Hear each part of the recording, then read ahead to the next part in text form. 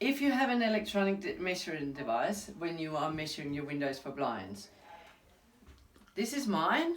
I just hit on, and then I can see my I can see my laser. Essentially, you can see my laser hitting over here.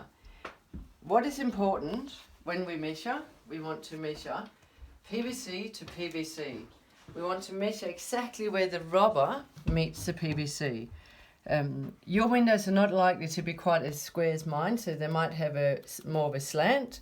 So what you want to do is you push your measuring device in, so it sits right in against the rubber, but not against the glass, but against the PVC, close to where the rubber is.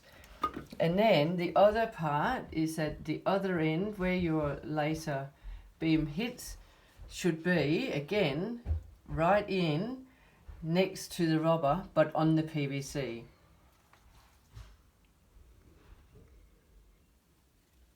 So you do 3 measurements. You do 1 at the bottom, you do 1 in the middle, and then you do 1 at the top. So all 3 are important. And when you do this, do an illustration for us and write all 3 down on that illustration. So you write the bottom, the middle and the top, because there can be a little bit of variation between top and bottom. You also need to do height. You do 1 on one side and you do 1 on the other side. Again, exactly the same thing. I use my measuring device and I touch onto exactly where the PVC touches the rubber. And again, it's the same thing at the top. So push it in.